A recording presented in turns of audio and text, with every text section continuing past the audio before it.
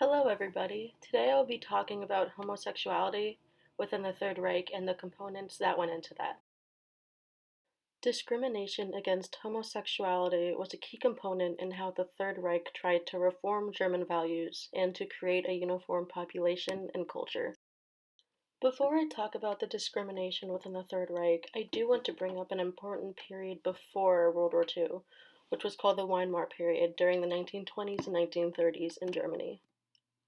Gay and lesbian activism was increasing throughout the Weimar period in Germany.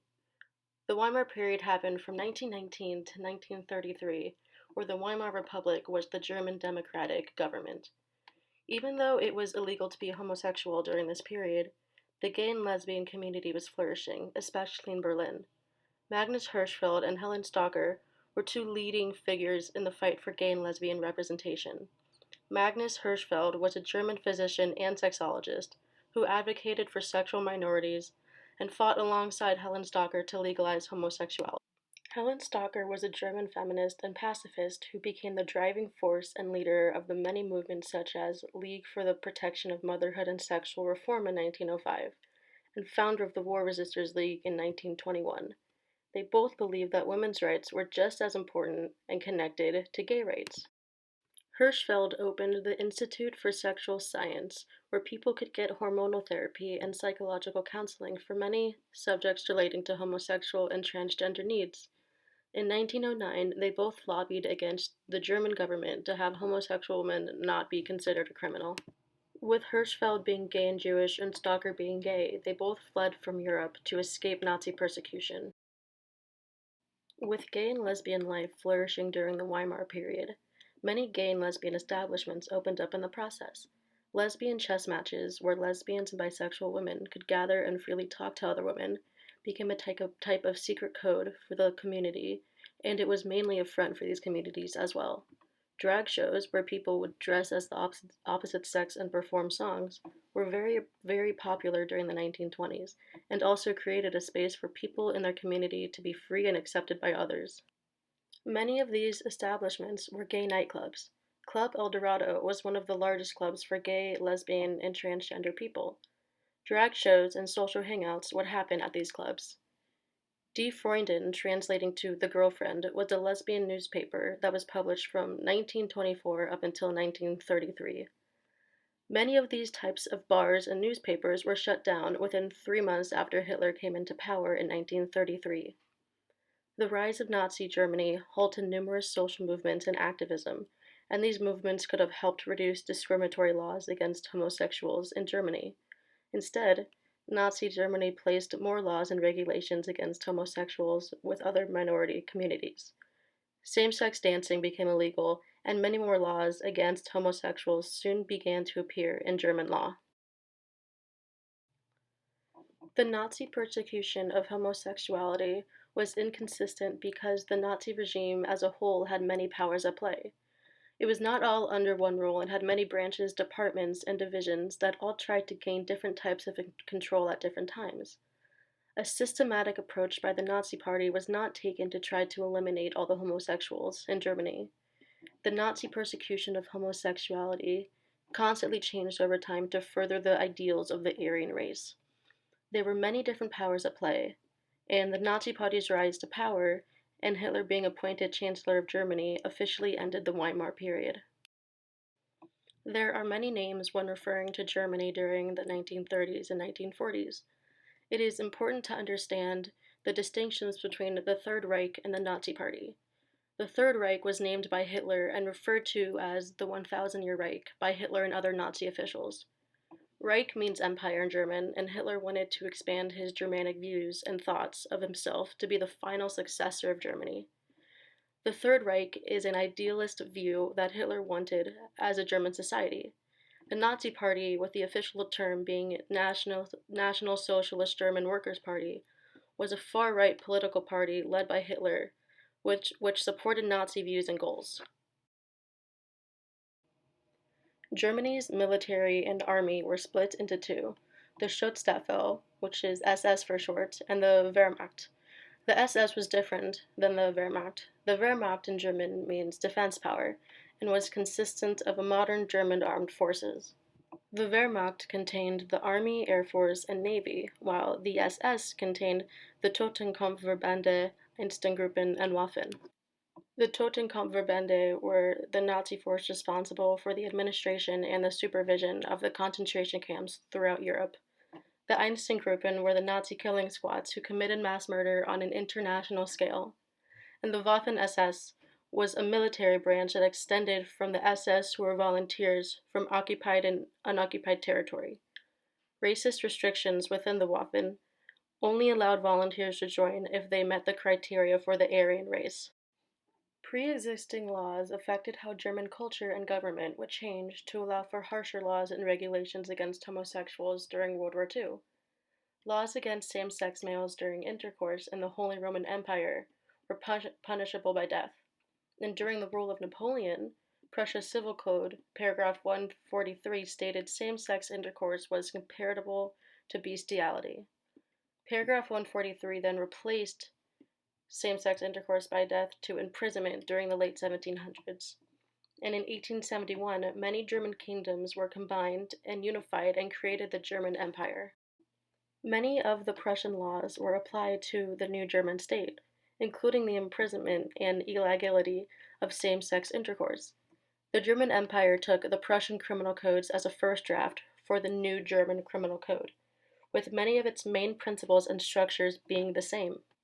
The original 1871 paragraph 175 stated, "An unnatural act of sexual indecency committed between persons of the male sex or by persons with animals is punishable by imprisonment. A loss of civil rights may also be imposed."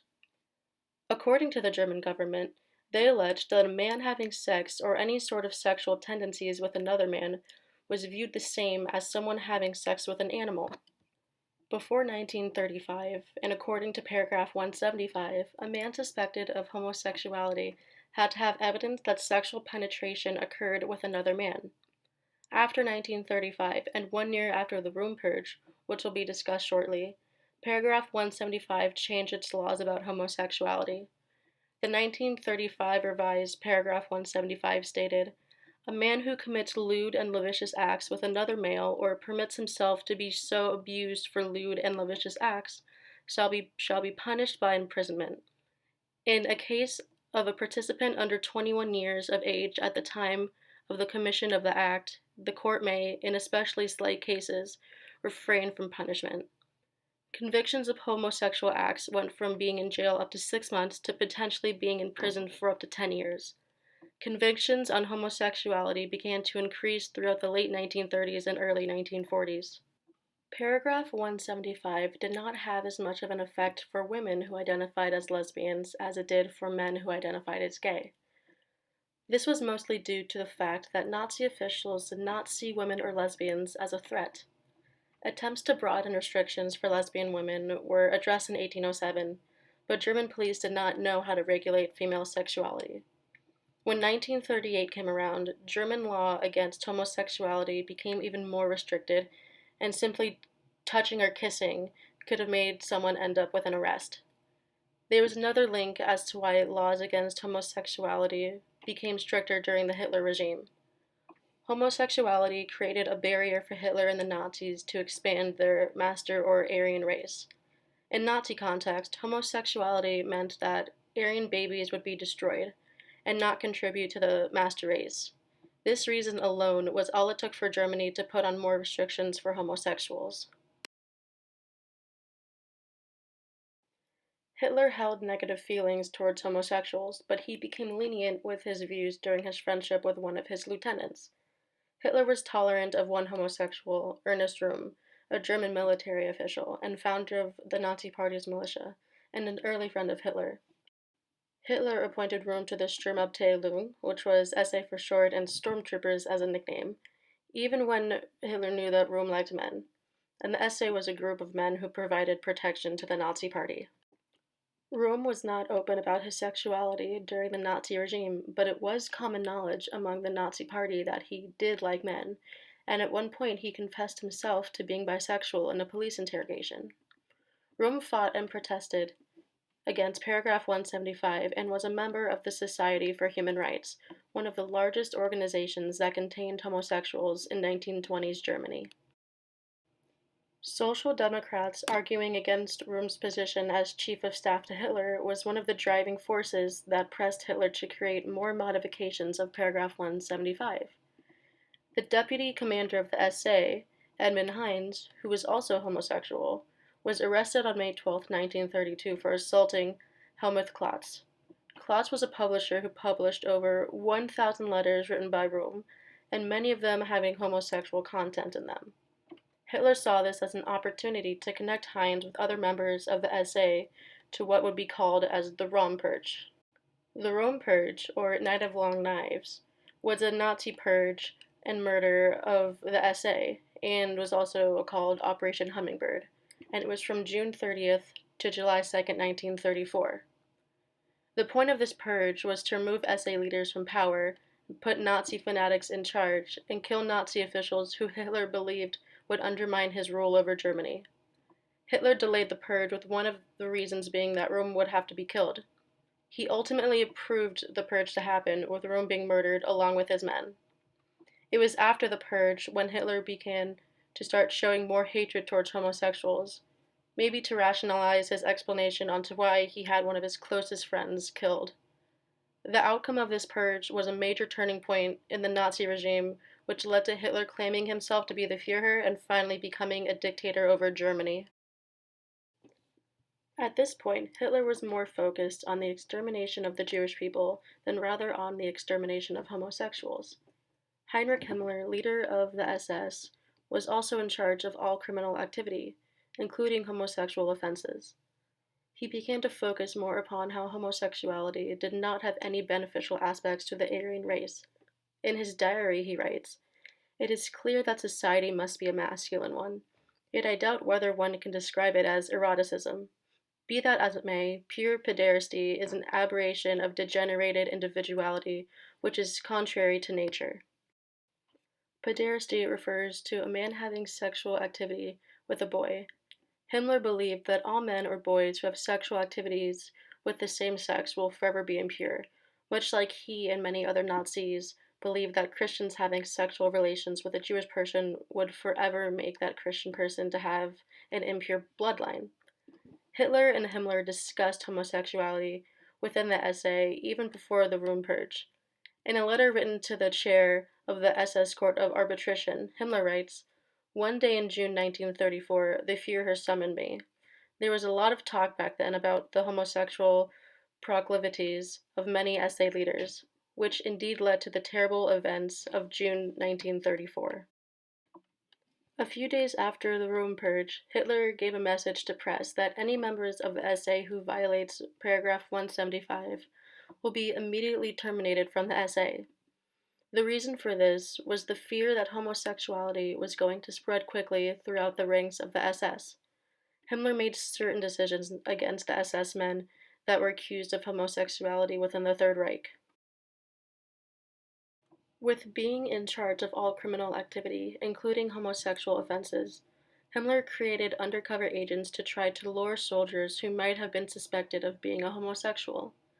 These soldiers were subject to interrogations until they came up with names or places where these homosexual acts were being taken place. The problem with this is that some men might have given names, random or not, simply to stop themselves from the interrogation or to being tortured. Many soldiers convicted of homosexuality within the Third Reich have stated that these homosexual acts that they did were mostly not seen as homosexual acts at all. One case about the report of a homosexual act reported by 11th SS Volunteer Panzer Grenadier of the Nordland Division highlights two soldiers, Hans G. and Sternum D, holding hands. Hans G. reports, "It's true that I often had OD hold my hand in the evening, but I did this without any kind of sexual intent. It was no big deal for me." Soldiers with similar cases have said that they were experiencing sexual frustration or loneliness. A new decree enforced by Hitler in 1941 made soldiers sign a form that no sexual acts between males would happen. Failure to obey this law was punishable by death. Due to stricter laws starting in 1935 due to the Röhm Purge, there was a higher increase of convictions. After the prison sentences of convicted homosexuals in the Third Reich were finished, they were eventually drafted to fight under the Wehrmacht. There were drastic differences between being in prison and other methods of the punishment for homosexuals. Matthias Göring, who was the cousin of Hermann Göring, the architect of the Nazi police, was a German psychiatrist at the Göring Institute of Berlin. Men convicted of being homosexuals were forced to have sex with prostitutes, with some of the women being lesbians. These people were forced to have sexual intercourse with women, and they were observed and studied by scientists for their research. Now, the reason these words are in quotations is because there has never been any proof that homosexual men having sex with women is going to make them any less of a homosexual, nor should there be any study or experiment to do so. Now, the homosexual men who accomplished sexual completion while having sexual intercourse with a woman were released, and the homosexual men who did not reach sexual completion were deported to concentration camps. I think it is important to also mention the homosexuals who were not convicted in the Third Reich, but who were homosexuals outside of it. It is estimated that around 50,000 German men were convicted of homosexuality, with 5,000 to 15,000 of them being deported to concentration camps. And homosexuals sent to concentration camps were forced to wear a pink triangle, which was the symbol for homosexuality. And they were heavily tortured simply because of the triangle that they wore. And much like Matthias Göring, Himmler would force homosexual men to have sex with women in concentration camp brothels, and as many as 50% of homosexuals convicted and sent to concentration camps died there. There is little information about homosexuality of women within concentration camps, whether as guards or prisoners. For guards, it's mainly because there was essentially no women in the Third Reich at all. And as stated in the fourth paragraph of paragraph 175, this did not apply to women due to the fact that Germany did not see women or lesbians as a threat. In Nazi Germany, women were given an important role as childbearers. Hitler viewed German Christian women as very important in the community. This slogan was known as Kinder, Kirche and Kirche, which is also kitchen, church, and children. This Nazi ideology is how women were to be viewed within Nazi Germany and within the Aryan race itself. They were only to be viewed as doing their part of cooking, going to church, and repopulating the Aryan race. German women were the ones who could make it possible to expand the Aryan race according to Hitler, and a new regulation was added to the SS Marriage Order of 1932, and it stated that all members of the SS should have 4 children. In addition, the Cross of Honor of the German Mother was awarded in bronze, silver, and gold, and was a decoration of how many children a woman could have. Having 4 or 5 children meant a bronze medal, 6 or 7 a silver medal, and 8 or more as a gold medal. And Nazi Germany thought lesbians were less of a threat than gay males just because of this and because they needed to repopulate the Aryan race. And the Nazis also believed that lesbians could still provide the role of the German motherhood, regardless of their sexuality. The priority of Nazi Germany being heavily dependent on mothers and women not being viewed as a threat are 2 main reasons why there are no laws incriminating homosexual women. World War II ended in 1945, but paragraph 175 was only abolished 49 years after the war had ended, and this was in 1994. There was much devastation for homosexuals in Germany after the war had ended. With paragraph 175 still in effect, this meant that any homosexual survivors in concentration camps would still have had to be deported to prisons to finish their sentences. And there was little compensation for homosexuals after the war. East Germany and West Germany differed in their laws about it.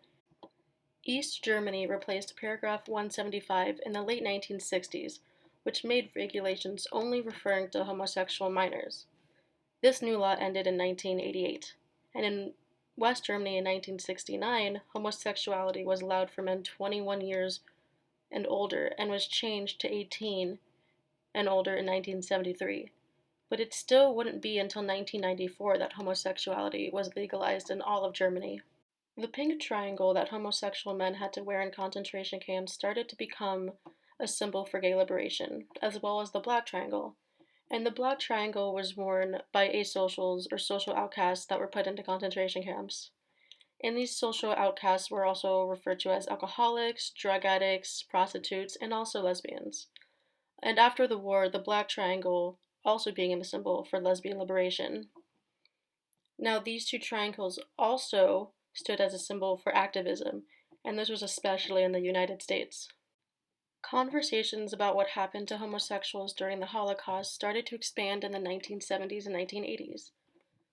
One cause of this expansion to talk was because the LGBTQ people in Germany were creating more awareness to the problems that they faced during their times in the 1960s and 1970s, which then created and led to an openness to discuss what happened to homosexuals during the Holocaust. The first Holocaust memorial for homosexuals who faced persecution during the Holocaust was constructed in 2008, and inside this box that you see on the screen, there is a video of two men kissing. There is a written display next to the monument that documents the progression of the discriminatory laws of paragraph 175 from 1871, as well as the repeals of those laws all the way up to 1994 when homosexuality became legal in Germany. There was still a lack of representation for lesbians who were persecuted during the Holocaust, so the German government created a deal that the memorial would be renovated in 2010. Homosexual persecution is not a major topic taught when learning about the Holocaust or World War II. It has only been until recently that homosexual persecution has been recognized worldwide. By Hitler and Nazi Germany trying to create an Aryan race, 11 million people lost their lives just in concentration camps alone, destroying entire communities and cultures along with it.